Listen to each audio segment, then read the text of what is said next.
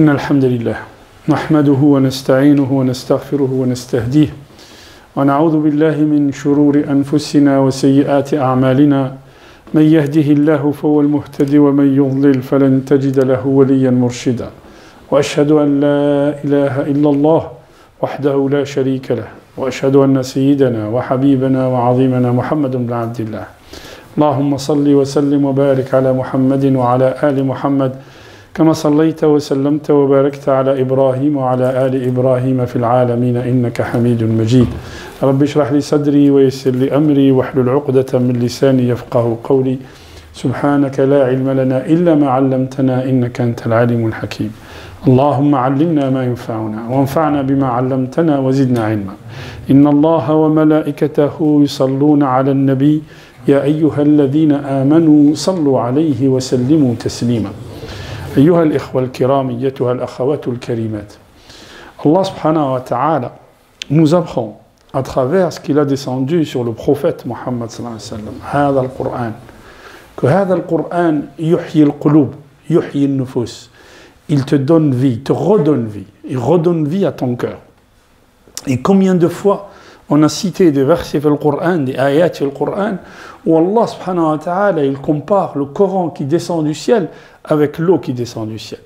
Et vous remarquerez que quand Allah subhanahu wa ta'ala, il descend l'eau du ciel, elle descend d'une manière saccadée. Elle ne descend pas tout le temps. Ce n'est pas tous les jours où il y a de l'eau, non. Elle descend un peu, l'eau du ciel, elle descend un peu, al-ard, la terre, va s'abreuver, va se revivifier, va revivre. Et ensuite, Allah subhanahu wa ta'ala, il ramène le soleil. Et ensuite, de nouveau, il y a de la pluie. Et ensuite, il y a le soleil. Kavalik al-Qur'an. Quand il descendait sur le prophète sallallahu alayhi wa sallam, il est descendu d'une manière saccadée. Pourquoi? Pour redonner vie aux âmes, pour redonner vie au cœur. Et le prophète sallallahu alayhi wa sallam, toute sa vie était épreuve. Aujourd'hui, certains d'entre nous se posent beaucoup de questions par rapport aux épreuves que nous traversons. Et pensez-vous que Allah subhanahu wa ta'ala vous prépare le paradis sans que vous ayez une épreuve dans votre vie? لَقَدْ خَلَقْنَا الْإِنسَانَ فِي كَبَدٍ. Allah subhanahu wa ta'ala dit l'être humain, quel que soit l'être humain, لَقَدْ خَلَقْنَا الْإِنسَانَ فِي كَبَدٍ, quel que soit l'être humain, sa vie est une vie de lutte.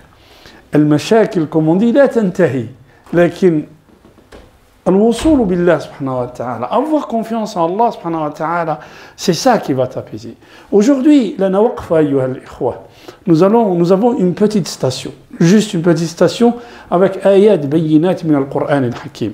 Le prophète sallallahu alayhi wa sallam, il est à la Mecque. Il subit les affres de Quraysh. Combien de fois on a parlé de ça et on est revenu sur ça. Et il va quitter la Mecque. Ils vont faire des complots les Mecquois pour que le prophète quitte la Mecque. Parce que, il leur apporte quelque chose qu'ils n'aiment pas. Pourquoi ils n'aiment pas? Qui c'est qui n'aime pas? Ceux qui n'aiment pas, ce sont généralement les riches. Ce sont généralement ceux qui ont des affaires. Ce sont généralement ceux que si les gens se soumettent à Allah, ils ne se soumettront plus à leur diktat. Et l'histoire se répète tout le temps. On pense que ceux qui n'aiment pas, c'est le petit peuple. Non, le petit peuple, il suit. وَقَالُوا رَبَّنَا أَطَعْنَا سَادَاتَنَا وَكُبَرَاءَنَا فَأَضَلُّونَا السَّبِيلَ. Allah subhanahu wa ta'ala, il nous dit, يَوْمَ الْقِيَامَةِ, quand les gens, ceux qui sont au paradis, sont au paradis, ceux qui sont en enfer, ils sont en enfer. Ceux qui sont en enfer, ceux qui ont suivi. Il dit, رَبَّنَا أَطَعْنَا سَادَاتَنَا وَكُبَرَاءَنَا. Les grands de ce monde, on les a suivis. رَبَّنَا فَاتِهِمْ ضِعْفَيْنِ مِنَ الْعَذَابِ. Ya Allah, donne-leur le double du châtiment. وَالْعَنْهُمْ لَعْنًا كَثِيرًا.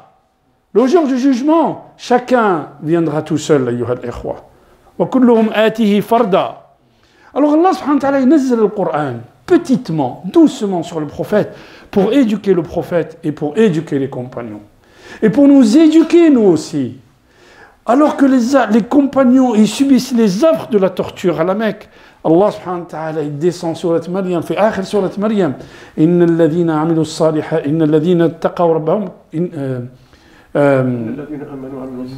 سيجعل لهم بارك الله فيك إن الذين آمنوا وعملوا الصالحات سيجعل لهم الرحمن ودا ودا من الله. Allah subhanahu wa ta'ala, il va te donner un amour incommensurable. Autrement dit, tu n'as pas besoin que ces gens-là ils t'aiment. Tu n'as pas besoin que ceux qui s'opposent à Allah subhanahu wa ta'ala ils t'aiment. هذه في آخر سورة مريم. Allah subhanahu wa ta'ala dit, n'ayez aucune crainte. Si vous avez l'amour d'Allah, si vous êtes lié à Allah, Allah subhanahu wa ta'ala va descendre un amour que tu ne peux pas mesurer sur toi. Le prophète sallallahu alayhi wa sallam, à la fin, après 13 ans d'affre, il va quitter la Mecque. Et il quitte la Mecque en pleurant. Et il se retourne vers la ville de la Mecque, il dit Wallahi, innaki la ahabbul ardi ilay, ila qalbi. Tu es la meilleure terre qu'Allah subhanahu wa ta'ala a mis dans mon cœur. Et il se retourne vers la Mecque, il pleure. Il pleure parce qu'il va quitter. D'ailleurs, quand il reçoit la révélation, le premier jour, quand il reçoit la révélation, et qu'il y est complètement perturbé, quand il rentre chez Khadija, Khadija lui dit Allah subhanahu wa ta'ala, il ne va pas te laisser. Il ne va pas te délaisser parce que tu es un homme bien, parce que tu es un homme qui s'occupe du pauvre, parce que tu es un homme juste, parce que tu es un homme véridique. C'est ce que lui dit Khadija. Et Khadija va l'amener chez un cousin à elle qui était un ermite, qui était quelqu'un qui connaissait les Écritures, chez Waraqa ibn Nawfal. Et Waraqa ibn Nawfal lui dit, tu subis la même chose, tu as reçu le même message qu'a reçu Moussa alayhi salam. وَلَئِنْ أَمَدَّ اللَّهُ فِي عُمْرِي. Si Allah subhanahu wa ta'ala me prête vie, j'assisterai au jour où ton peuple te sortiront. Ton peuple te sortiront de cette ville. Et le prophète était complètement abasourdi et étonné. Il dit, awa mukhrijihum, ils vont me sortir. قَالَ مَا جَاءَ رَجُلٌ بِمَا جِئْتَ بِهِ إِلَّا وَأَخْرَجَهُ قَوْمُهُ. À chaque fois que quelqu'un vient pour appeler les gens à adorer juste Allah, la soumission à Allah subhanahu wa ta'ala.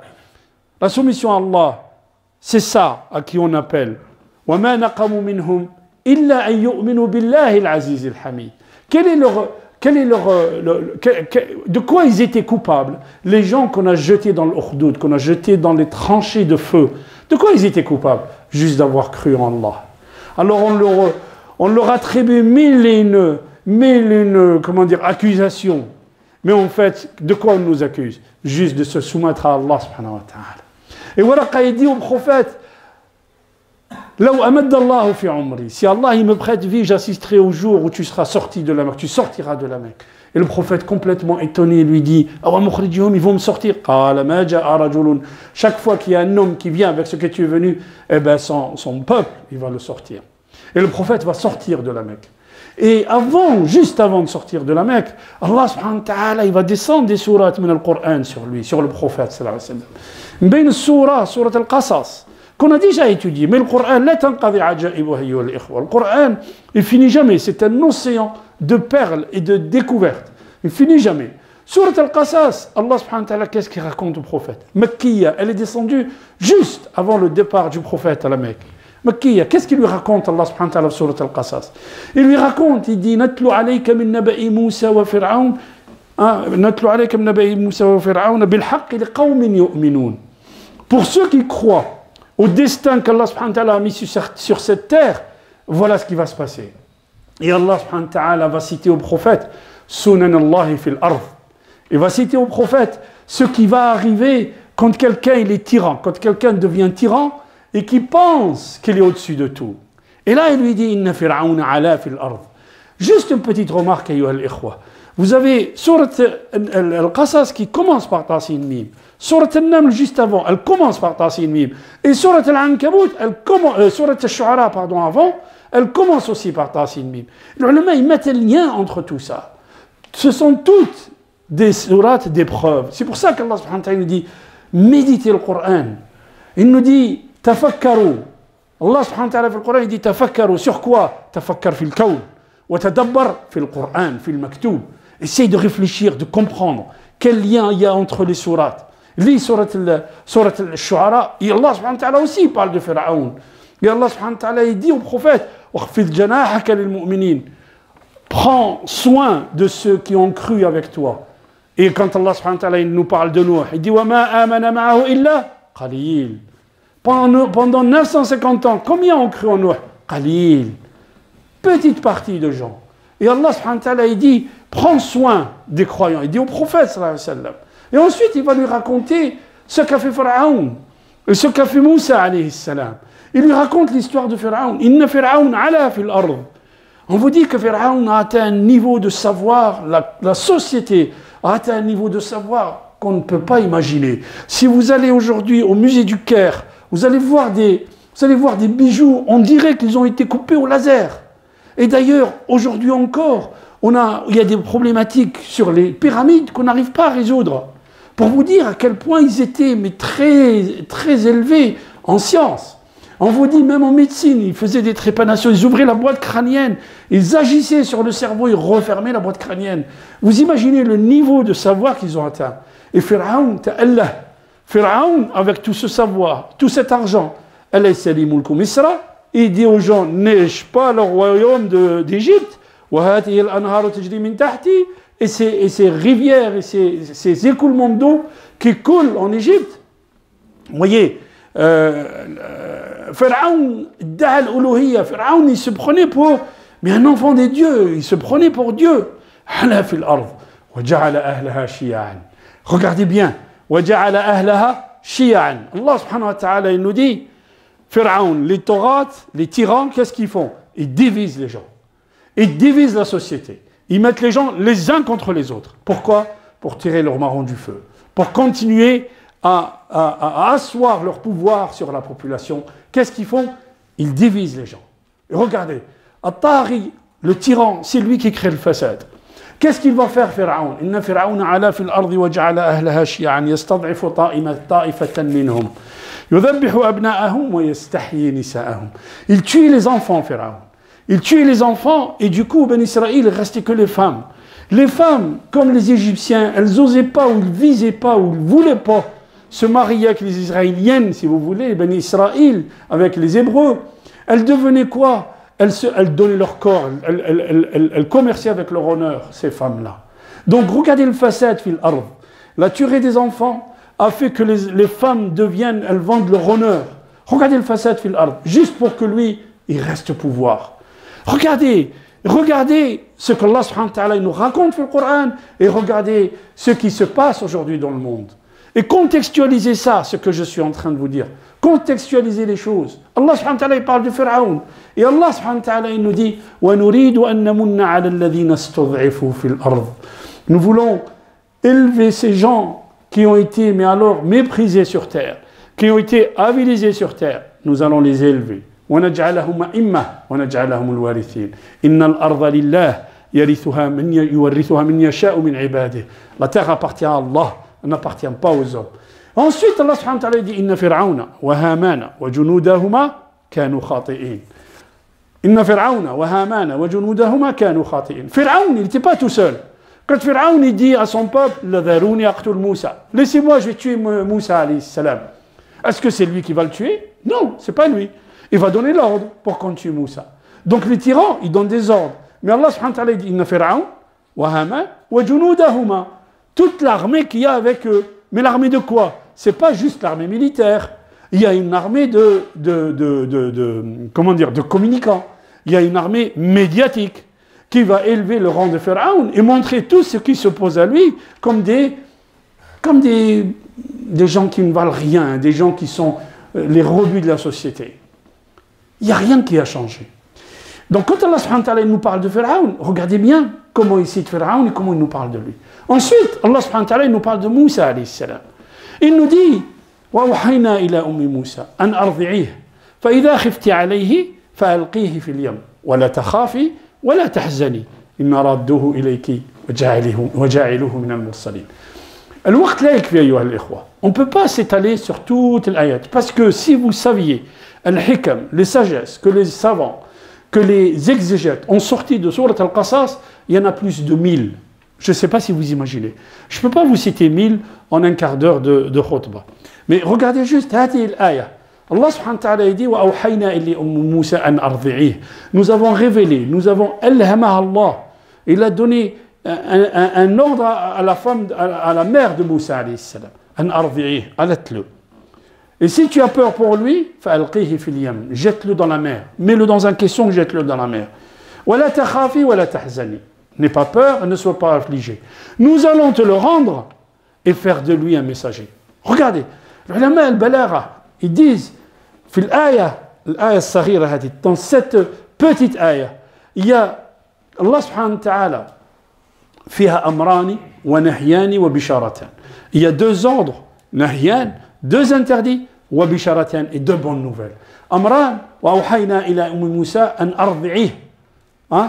Ardi'ih, allaite-le. Pourquoi? Quand il est allaité, il va prendre un peu de force, l'enfant. Et surtout, il prend le lait de sa mère. Et je ne vous dis pas le lait de la mère, qu'est-ce qu'il représente pour l'enfant. Il prend le lait de sa mère. Et si tu as peur, eh ben, jette-le à la mer. Vous imaginez, l'enfant, il n'a pas 20 heures. Il vient de naître. Et la mère, elle le met dans la mer. La maman, elle le met, elle le jette à la mer. Si tu as peur pour lui, n'aie pas peur, ne sois pas affligé. Parfois, il y a des choses qui nous arrivent. Et on pense que c'est une catastrophe, mais alors qu'on ne peut pas résoudre. Sauf qu'Allah subhanahu wa ta'ala, abdi anta turid wa ana urid. Toi tu veux, Allah subhanahu wa ta'ala dit dans le hadith al-Qudusi, anta turid wa ana urid, wa la yakunu illa ma urid. Toi tu veux et moi je veux. Et il n'y aura que ce qu'Allah subhanahu wa ta'ala il veut. In ata'atani fi ma urid, sallamtuka ma turid. Si tu m'obéis dans ce que je te demande, eh ben je te donnerai ce que tu demandes.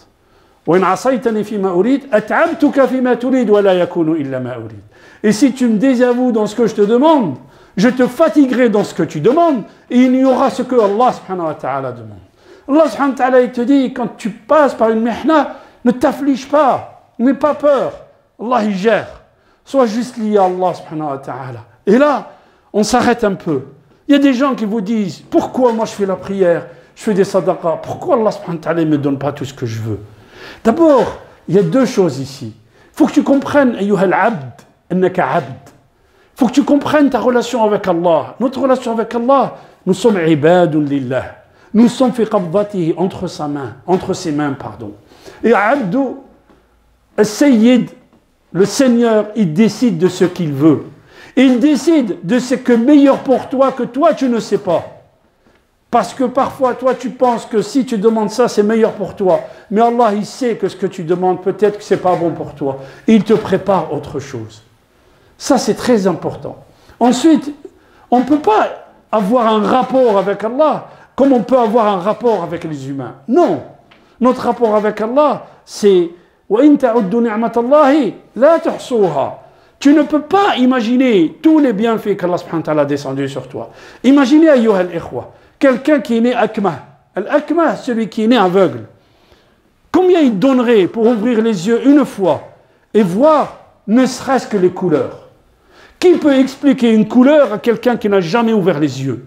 Explique ce que c'est un vert, explique ce que c'est un jaune, explique ce que c'est un rouge.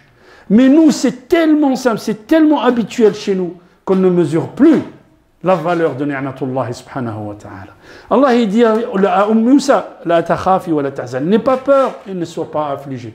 Inna radduhu ilayk wa ja'iluhu min al-mursalin. Nous allons te le rendre et faire de lui en plus. Regarde, il est bébé. Faire de lui quoi? Un messager d'Allah. Qui va le prendre? Pharaon, celui qui a tué des dizaines et des dizaines d'enfants. Parce qu'il a fait un rêve où on lui a dit, quelqu'un de Ben Israël il va venir, il va détruire ton royaume. Il a tué des dizaines et des dizaines d'enfants. Et Allah subhanahu wa ta'ala, il fait naître celui qui va finir avec son royaume. C'est lui qui va l'élever. C'est lui qui va l'éduquer. C'est que ça veut dire ça? Ça veut dire que le tyran, il fait des plans. Le tyran, il fait des plans. Mais en fait, il est en train de faire les plans d'Allah subhanahu wa ta'ala. En fait, il pense qu'en jetant l'opprobre, en méprisant, en torturant les gens, qu'il est en train de faire un plan de s'ouvrir une voie royale du pouvoir. Sauf que cette voie, tu es en train de faire les plans d'Allah et tu ne le sais pas. Alors ne soyez pas affligés. وَلَا تَهِنُوا وَلَا تَحْزَنُوا وَأَنْتُمُ الْأَعْلَوْنَ إِن كُنتُم مُؤْمِنِينَ. Ce que dit Allah subhanahu wa ta'ala. Soyez pas affligés, n'ayez pas peur. Vous êtes les meilleurs si vous êtes croyants, si vous avez le lien avec Allah. Sinon, vous êtes des hommes comme tous les hommes. Qu'est-ce qui fait la différence chez les hommes dans notre conception musulmane? C'est la piété. C'est la piété, c'est pas la richesse matérielle, c'est pas l'intelligence intellectuelle, c'est la piété qui fait que tu sois proche d'Allah ou pas. Alors, le Pharaon, ils vont le prendre. Et Moussa, alayhi salam, alors qu'il a goûté le lait de sa mère, il va refuser tous les allaitements, il va refuser toutes les femmes qui vont venir l'allaiter. Et sa sœur qui va indiquer à la femme de Pharaon, c'est sa sœur qui va indiquer à la femme de Pharaon, elle dit هل أدلكم على أهل بيت يكفلونه لكم وهم له ناصحون. Regardez bien ce qu'il dit Allah subhanahu wa ta'ala. فرددناه إلى أمه كي تقر عينها ولا تحزن ولتعلم أن وعد الله حق ولكن أكثر الناس ولكن أكثرهم لا يعلمون. تحزن ولتعلم أن وعد الله حق ولكن أكثرهم لا يعلمون. Allah subhanahu wa ta'ala dit, nous l'avons rendu à sa mère pour qu'elle sache que quand Allah subhanahu wa ta'ala il dit quelque chose, quand Allah subhanahu wa ta'ala il te dit quelque chose, haq, une vérité, sidq, ok, sidq, lakin aktharahum la ya'lamun. La plupart des gens, hein, le décret d'Allah va suivre son cours, mais la plupart des gens ne savent pas. Pourquoi? Parce qu'ils n'ont pas ce lien avec Allah. Juste ces ayats, et on est resté sur combien? Quelques sagesses, ayyuha al-ikhwa. Wallahi, wallahi, ayyuha al-ikhwa, si vous revenez à la maison, relisez ces textes-là, et essayez de comprendre ce qu'il y a dedans. Deux choses, juste deux choses, et je finis, Inch'Allah. La première, في سورة القصص, Allah subhanahu wa ta'ala va continuer de raconter l'histoire de Moussa. Moussa va tuer quelqu'un, il va fuir. Il va fuir comme le prophète sallallahu alayhi wa sallam a quitté la Mecque en ayant peur. Et Moussa, il va quitter Madian, il va quitter l'Égypte en ayant peur. Il va s'établir à Madian. Il va épouser la femme de Shu'aib, la fille de Shu'aib, pardon. Et ensuite, combien il va passer? Il va passer 8 ans ou 10 ans, selon les versets, selon les versions. Donc il va passer 8 ou 10 ans. Et il va revenir en Égypte. Et il va revenir fier, en n'ayant peur de personne, surtout pas de Pharaon. Pourquoi? Parce qu'il a le lien avec Allah. Mais surtout dans la ayah 85 de Surat Al-Qasas, qu'est-ce qu'il dit Allah subhanahu wa ta'ala au prophète? Il dit Inna alladhi farada alayka al-Qur'ana la radduka ila ma'ad. Celui qui t'a prescrit le Coran, il va te faire retourner de là où tu viens. C'est ce que dit Allah subhanahu wa ta'ala au prophète, alors que le prophète il est apeuré, il quitte la Mecque en pleurant. Et il lui dit, tu vas partir et tu vas revenir. Moussa, il a passé 8 ans à Madian, tu vas passer 8 ans à Médine et tu vas revenir. Regardez. وَلِتَعْلَمَ أَنَّ وَعْدَ اللَّهِ حَقٌّ وَلَكِنَّ أَكْثَرَهُمْ لَا يَعْلَمُونَ. C'est ça le Coran, أيها الإخوة. نصدق مع الله درجة الصدق في منازل إياك نعبد وإياك نستعين. Dans les stations entre إياك نعبد وإياك نستعين, l'imam Ibn al-Qayyim dit درجة الصدق, درجة الصديقية. Qu'est-ce que ça veut dire as-sidq? As-sidq, beaucoup de gens croient que le sidr, c'est le fait de dire la vérité, ne pas mentir. Ça, ayyuha al-ikhwa al-kiram, ça, le fait de dire la vérité, c'est le minimum. Rasul sallallahu alayhi wa sallam lui dit yasriqu al-mu'min, qala qad yakun. Peut-être, est-ce que le mu'min il peut voler? Qad yakun. Ayakdhibu al-mu'min, est-ce que le mu'min il ment? Qala abadan. Le mu'min la yakdhib. Donc ces choses-là, badihiya, c'est quelque chose de normal. Qu'un musulman, qu'un croyant, il ne ment pas. As-sidq an tasduq Allah. Ça veut dire quoi? Ça veut dire quand tu fais les choses comme Allah il te le demande. Et pas quand tu passes par l'épreuve, tu délaisses tout. Quand tu dis à Allah, si tu me donnes de l'argent, je serai le plus grand donateur. Et bien quand Allah il te donne, tu oublies que ce que tu as dit avant. C'est ça, sidq. Tu dis à Allah, moi je tiens fermement le kitab, je tiens fermement à mon islam. Et quand il y a l'épreuve, tu délaisses la mosquée, tu délaisses tes frères, tu délaisses tout. Pourquoi? Akhi, salam alaikum. Oui, c'est ça, sidq. من المؤمنين رجال صدقوا ما عهد الله عليه منهم من قضى نحبه ومنهم من ينتظر وما بدلوا تبديلا. أقول قولي هذا وأستغفر الله لي ولكم استغفروه يغفر لكم إنه هو الغفور الرحيم. بسم الله والحمد لله والصلاة والسلام على رسول الله. أيها الإخوة, اسأل الله سبحانه وتعالى, demande à Allah qu'il lève le mal sur notre communauté, sur notre pays, ayyuha al-ikhwa, qu'il lève le mal sur notre pays. Il y a beaucoup de frères et des sœurs qui m'appellent, qui me disent, ma sœur, il y a une dame qui nous a appelé ce matin de Bruxelles, qui nous dit, ma sœur, elle va faire une grave opération chirurgicale sur le cœur. Nous demandons Allah subhanahu wa ta'ala shifa, wa an yusahhil laha al-amaliya, incha'Allah, qu'Allah lui facilite. Un frère qui nous dit, mon père est dans le coma, faites-lui des du'a, qu'Allah subhanahu wa ta'ala yushfih, wa yu'afih, wa yukhrijuhu min ad-dhurr ya rabbal alamin. اللهم اشف موتانا، اللهم اشف مرضانا ومرضى المسلمين، وارحم موتانا وموتى المسلمين. اللهم اهدنا فيمن هديت، وعافنا فيمن عافيت، وتولنا فيمن توليت، وبارك لنا فيما اعطيت، وقنا شر ما قضيت، انك تقضي ولا يقضى عليك، انه لا يذل من وليت ولا يعز من عديت، تباركت ربنا وتعاليت يا ذا الجلال والاكرام. اللهم اقسم لنا من خشيتك ما تحول به بيننا وبين معصيتك، ومن الطاعات ما تبلغنا به جنتك، من اليقين ما تهون به علينا مصائب الدنيا، ومتعنا اللهم بأسماعنا وأبصارنا وأبداننا أبدا ما أحييتنا، واجعله الوارث منا، واجعل ثأرنا على من ظلمنا، وانصرنا على من عادانا، ولا تجعل الدنيا أكبر همنا ولا مبلغ علمنا، واجعل الحياة زيادة لنا في كل خير، واجعل الموت راحة لنا من كل شر. عباد الله، إن الله يأمر بالعدل والإحسان وإيتاء ذي القربى وينهى عن الفحشاء والمنكر والبغي يعظكم لعلكم تذكرون، ولذكر الله أكبر، والله يعلم ما تصنعون. قوموا إلى صلاتكم. بارك الله فيكم.